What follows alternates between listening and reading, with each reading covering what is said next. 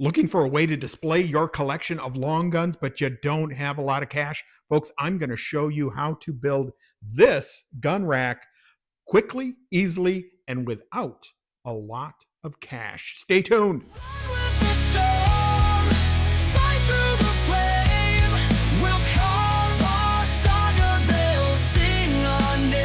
Citizens, scholars, and friendly knights everywhere, Tac Nerd is here on the scene. Folks, gonna give you a little bit of secret knowledge here for this week's project video. And yes, I'm gonna show you how to build this very fine long gun rack for almost $0, not quite zero. And we're gonna use recovered wood for it, which is even better. So I'm gonna take you along for the ride. Let's start with, first off, what you need. All right, folks, let's start out with the very obvious. The first thing you're going to need is some pallets. Now, these wood pallets, this is a freshly separated ones that I have here. But where can you find these? Well, you can find them nearly anywhere. Schools, any kind of factories, any kind of grocery stores get stuff in. I'll tell you right now, Walmart, don't even bother because they use their own and they recycle them. So that's probably not going to be an option. But they're all over the place. If you can't find any, put out a shout on some kind of social media, and you will probably find someone that is going to tell you, yes, there's a bunch here. Go ahead and find them. And the one thing you do need to know, you want to look for letters HT. That is HT on them. You might find some that say MB or ND, I think it might be. You want to try to avoid those if you can. If they don't have any markings on them, which they may not, ask around to the stores and see.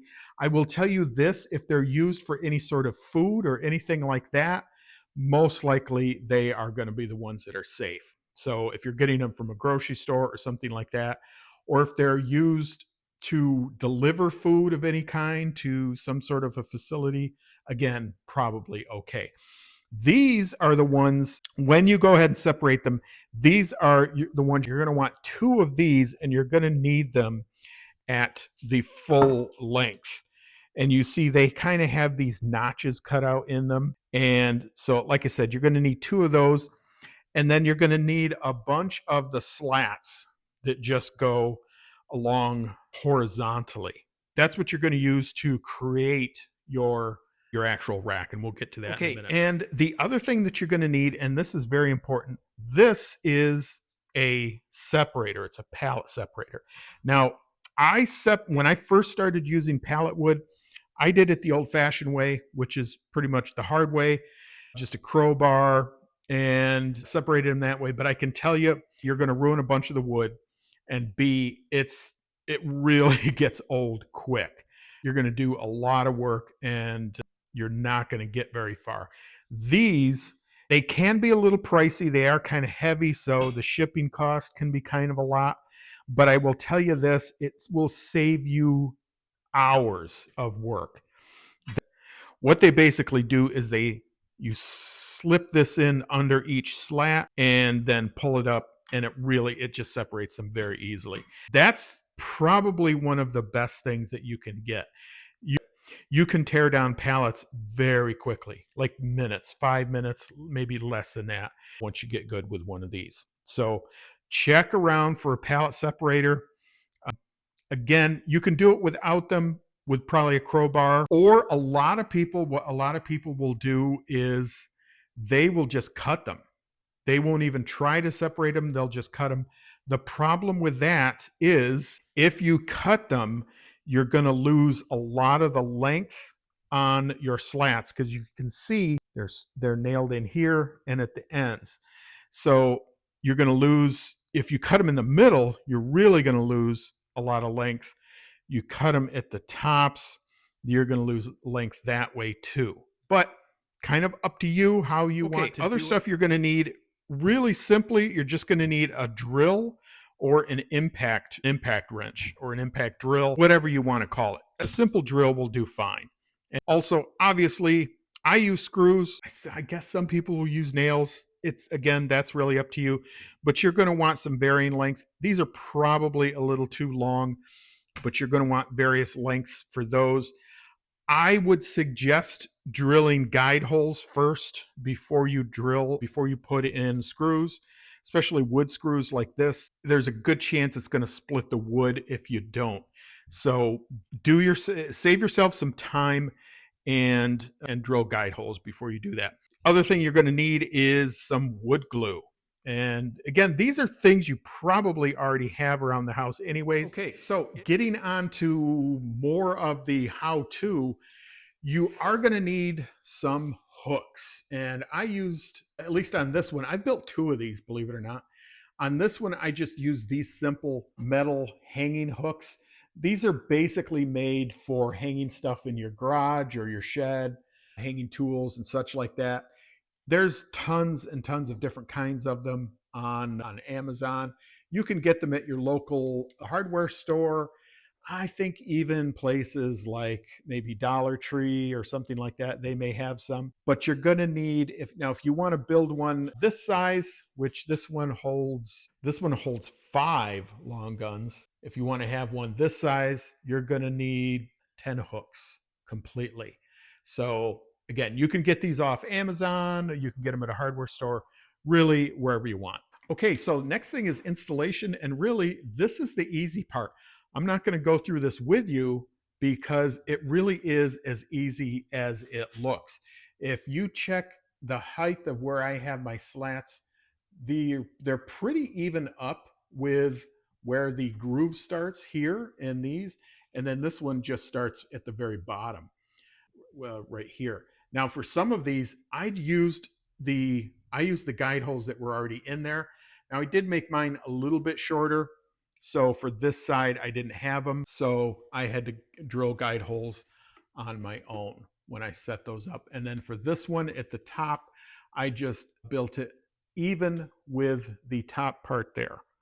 So pretty easy. The slats, as I said, just go right across. And then the last part is really placement of your hooks. And I put one here below the first cutout. I put two on the wide portion here, one on the cutout there, and then one on the top. And like I said, that gives you a very large amount of space that you can use. Now, you probably could space these out a little tighter. You probably could get more in. The other thing is making this little shelf here. Now, it's not hard. Again, this is easier than it looks. You're just going to need another slat of the same size that you used for going across, and then you're just going to connect that one at the bottom here and then on the back down as well. And then that gives you a little shelf for some ammo, maybe, and then a little cleaning kit here that I have. Now, I just have some shotguns stored on this one. And then I have up here, these are a couple air rifles that I have up there. So now, again, you want to check your local laws because there are storage laws and everywhere. So you want to make sure these are somehow, if that's part of your local laws, you want to make sure these are somehow secured as well. But that really is about it. So the last part really is connecting them to whatever you're using, wherever you're putting it. And this one is just in my garage, so I just went right through the slats and connected it to the wall. Now, if you want to connect it some other way, if you want to hang it, if this is going to be some sort of a display piece or something like that, you can hang them on something if you want, or however you want to do that. Now, the one thing a lot of people might get skittish about with these hooks is that they're metal and that you've got metal on here scraping. If that bothers you a little bit, you can get like foam and put that under these hanging hooks here, or even some tape or something like that. That'll dissuade your worries of scratching up one of your rifles or shotguns, something like that. But really a very simple and quick project. I don't think it took me very long at all to build this one. Let me come out and try to show you the whole thing right there. And that is it. Okay, so what did I pay for this? Well, to be honest, this one I built before I bought the pallet separator. And so, really, to be honest, the only thing this cost me is my time separating the pallets and then putting them together, and then the hooks. And the hooks were maybe $7, $10, something like that. So, really, the budget for this thing, maybe $10 and my time. And if you want to stain these with some type of stain, again, you could do that. Going to cost you a little more money, but I would say one small can of stain should probably carry you out, and that's maybe another $10 or so. Or you can just leave them as they are and let them age naturally, and they'll look really nice. All right, folks, so that's it. That's all there is for our project video this week, and that is how to make a long gun rifle rack for nearly $0. Hope that was entertaining. Hope that was useful to all of you. I would welcome you if you have any questions down below. Go ahead and put them. I'll put a pinned comment down below and you guys can tell me what you think. Have you done a project like this before? How did you do it? How much did it cost you? And what do you think the final project looked like? Folks, I want to thank you for coming today. If you did get anything out of this, I hope you did. Please like, share, and subscribe. And if you see the hype button, hit that. And folks, remember to hit that bell notification. You can see when all of our videos come down. Thank you for joining Tack Nerd. I am out of here.